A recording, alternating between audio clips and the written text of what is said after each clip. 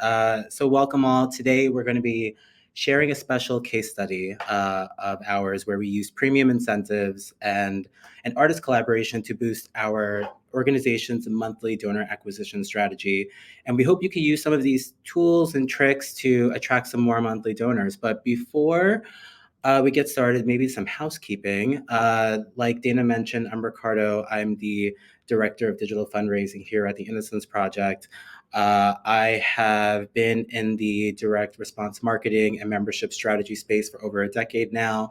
I worked with smaller nonprofits like Children's Aid Society here in New York City, where the Innocence Project is based. I've also worked for larger NGOs like Human Rights Watch. And I'll pass it over to Abby to give an intro as well. Hi there, I'm Abbey McHugh, and I'm the Digital Fundraising Coordinator. I've been at the Innocence Project for about 2 years, and before then, I was a political organizer. I'll pass it back to Ricardo. Fantastic. Okay.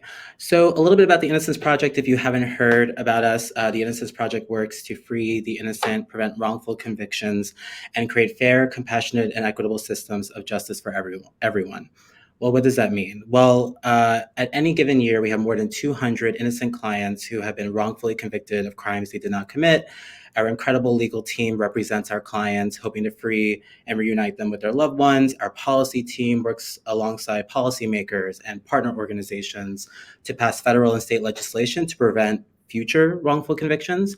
And our social work team supports our exonerated clients as they post-release to help rebuild their lives, right? And this could be in the form of healthcare, housing, and employment opportunities. So just to name a few areas of our work. But as many of you have probably asked yourselves in fundraising, how do we sustain this important work without disruption, right? Whether it be at the Innocence Project or any other organization. And while there are a ton of fundraising avenues to support any organization's critical work, monthly giving continues to be one of the most sustainable sources of revenue year over year in digital fundraising. And prior to this acquisition campaign that we'll share soon, I wanted to give you a quick sneak peek into what monthly giving looked like prior to that acquisition campaign. So our Sustainer program had about 5,400 monthly donors to file with an average gift of $28 US. And about an 80% retentions, which is around the industry standard. So while we're comfortable in the space, we noticed there was obviously room for growth. And under deeper analysis, working with Abbey as well, we noticed that our file was pretty stagnant. And in fact, previous campaigns that we ran where we specifically asked for a monthly gift first over a one-time gift, we saw about 70 or 80 new monthly donors come in via a campaign. So we really wanted to grow this critical source of revenue by attracting more monthly donors. So we began strategizing, and as many of us are doing today, learning from our peers in the space and to understand what they're all doing. And while we ran that peer analysis, we found that many organizations in the space are running premium incentives and swag to optimize their sustainer acquisition strategy and attract new monthly donors. And as most folks know, and as we heard today, folks love giveaways, they love incentives, they love a piece of swag, right? And though we know it sells well on our Innocence Project store, looking at some of our peers, we were able to see or even get some ideas of what we could use for our IP anniversary campaign or our monthly donor acquisition campaign. But as you all know, you don't want to really reinvent the wheel or copy and paste what another organization is doing, if you will. So we wanted to create a campaign that would set ourselves apart from other organizations and stand out in a crowded space, to be honest, because we already heard today about some premium, some incentives that are given, but you want to make sure that incentive speaks to your mission, as well as ensuring that folks are getting something out of it that really ties back to the organization. So we've actually found our hook, which is the Innocence Project's 32nd anniversary, which was coming up in August 2024. And we asked ourselves an important question. Why not engage with supporters? Oh, I'm hearing no sound. I'm seeing no sound. Can you all hear me? Yes. Okay, good. I'm good. Sorry, I just want to make sure. Okay, so we found our hook. The Innocence Project 32nd anniversary was coming up in August 2024. And again, like I mentioned, we asked ourselves an important question. Why not engage with supporters to pledge monthly, and in return, they get something as well, such as a limited edition premium incentive to celebrate the organization's legacy. So in this case, give a gift to the Innocence Project for our birthday and get a gift in return as a thank you. So our strategy is as follows. Acquire new monthly donors and renew lab sustainers by leveraging newly designed limited edition exclusive premium products for the IP's 32nd anniversary. We're really driving the fact that this is a deadline-driven campaign to incentivize folks with exclusive merchandise only available by starting or renewing your monthly gifts. And the campaign was scheduled to run from August through October with the goal of acquiring about 500 new monthly donors by October 31st. Now, that's a lofty goal, given that we acquire under 100 per campaign. But given both our internal and external research, plus the collaboration with the Chicago-based artist that Abbey will, of course, share momentarily, we were really set up for success. And speaking of success, we really saw, we were really in a unique position where we saw a spike in traffic to our website due to nationwide advocacy campaigns led by our comms colleagues, which featured two of our innocent clients who were on death row at the time. And these campaigns received tons of press, which in turn increased visits to our website. And while the Innocence Project saw nearly 6 million people visit the website in 2024, more than half of the site visitors in the months of August, September, and October, visited our website. So that's about 3.6 million visitors, 355% growth year over year. And of course, during this time, we were also running the IP anniversary fundraising campaign. So very exciting opportunity. And I'll also add that we saw a spike in the duration of time spent on the site. The average length in 2024 was about 1 minute and 46 seconds. But as you can see, and I know it's quite small, the largest spike was actually in September, where we saw about a 5-minute average viewing pages on our site. So like I mentioned, this was a unique opportunity to elevate the IP anniversary campaign and push a monthly first strategy across the website when our site is getting the most traffic it's seen in some time, and when folks are already primed to support our work. And by pushing monthly first, we aim to increase our retention rate of emergency response donors. And you know that if you have an emergency response campaign, the retention rates are pretty low, right? So by pushing folks to monthly, we are hoping that folks will support our work for the long haul, as opposed to supporting us just in the moment. So without further ado, that was a lot of background, but without further ado, I want to pass it along to Abbey to introduce the IP anniversary campaign and our results. Yes. So with this collaboration, we hope to bring in new recurring revenue and connect with a broader audience to add to our monthly donor base with a premium design on enticing items. We work backwards from that goal to come up with an artist and the items themselves. After taking a look at options of people whose work was admired in the office, we ended up going with Chicago-based artist Dwight White. He has a focus on murals and fine art in the past. Together, we worked with him to come up with an original piece. We had conversations about our work and our legacy, and he ended up making a physical fine art piece that he displayed in an exhibition in Chicago. The image portrays a person surrounded by flowers, a bird, and a window that illustrate beauty amidst struggle and freedom from constraints. The central character is intentionally genderless to emphasize that wrongful conviction has impacted everyone, regardless of how they identify. Then we transferred the piece for hoodies and shirts because those are some of our most popular items on our store year after year.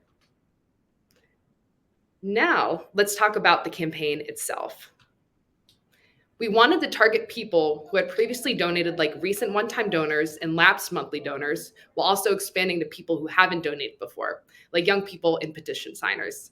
We asked for a minimum of a $15 monthly donation for the sweatshirt and $10 for the shirt, offering a lower than our previous average monthly donation to hopefully entice people to give at an accessible level without disrupting our ROI for these premium incentives. Most of our emails for this campaign ended up going out in August. We had 8 emails and 2 text messages, and one of these emails included and asked for our current monthly donors to update their gift by just $3 or $5 to let them have the opportunity to get this merch too. We also ran paid social and search for about 3 months. We had organic social as well, including posts from Dwight on his channels in order to reach his fans that didn't previously know about our work. And then finally, we had a strong web presence from August to October as well that featured the whole time a monthly first approach. This included the Sumo full page takeover shown on many of our web pages, including the homepage. We changed our ever-present donate monthly button to feature the campaign. We changed our universal footer shown here on all pages to lead back to the giving form as well. Also, we published an article about the collaboration on the website featuring an interview with Dwight and the digital team. So directly from this campaign, we saw 15% growth in our monthly donor base. The average gift ended up being a bit over $20, showing that people regularly went above the minimum asking price for the gift. We saw most of the donations come during August when we were sending out regular email and SMS. However, we did see a spike in September coinciding with the major death penalty campaign around Marcellus Williams's case. Although, like all of the death penalty campaigns that we work on, we did not have fundraising asks as a part of that campaign. We had a monthly first approach across the site if people independently decided to give then and there after seeing what's at stake in our work. We believe that more people ended up converting if they felt inspired to give with this premium incentive once they visited the page. So we saw most of the gifts come in from web, but email and SMS still brought in over 30% of the revenue, with social and ads rounding us out. Great, so that's all from this section. So I'm happy to answer any questions, but before we transfer into Q&A, I want to make sure that I mention that we're giving everyone here 20% off your entire order at the Innocence Project shop, where we currently have our hoodie and t-shirt from this campaign. You can use the code on the screen, MGS20, for 20% off your order.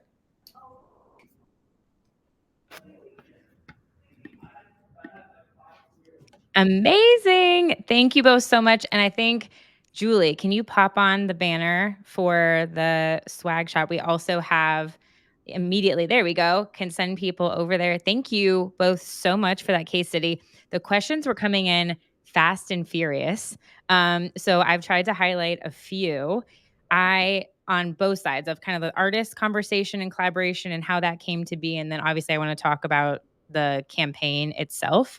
So how did you find, and you touched on it a little bit, how did you end up selecting the artist? How long did that process take? How did you determine, I think you said it was based on popularity of the items, but maybe those first two questions first. Yeah, so happy to talk more about this. So I started this entire process by defaulting to someone that knew way more about art than me. And that's our creative lead at the Innocence Project, Lo Harris. So I got a short list that ended up not being so short of artists whose work she admired. And then I got a sample from people in the office that I wanted to see represented this campaign, like young people, to get their thought on that short list and see who stuck out to them. So we ended up speaking to the three most cited artists and went with Dwight because of his understanding of the work and his overall portfolio.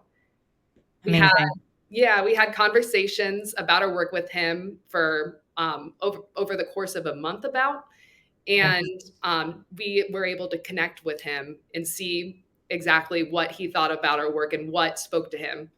And the timeline from those initial conversations to the final art piece was about 3 months since we took the time to make that fine art piece. And then we were able to transfer it over to digital. And also we had to keep in mind the production time for the shirts and hoodies too, which ended up taking a while because we wanted to go with the most high quality materials that we could. So it took a long time, but we were really, really happy with how the piece and the campaign ended up. And we saw about 70% of our donors during this campaign being completely new to files. So I believe that we were able to reach out to the people that we really aimed to. Incredible. And so I think that was really powerful. There were so many questions about swag in general and using a premium incentive. And I think what stands out about this is it wasn't just a thing. There was so much meaning and thought behind it that adds to the story piece. It looked like, was there a blog that told the story? I saw something on web that was mentioning Dwight. Was there a whole like campaign piece? Did he share it on his for his audience too?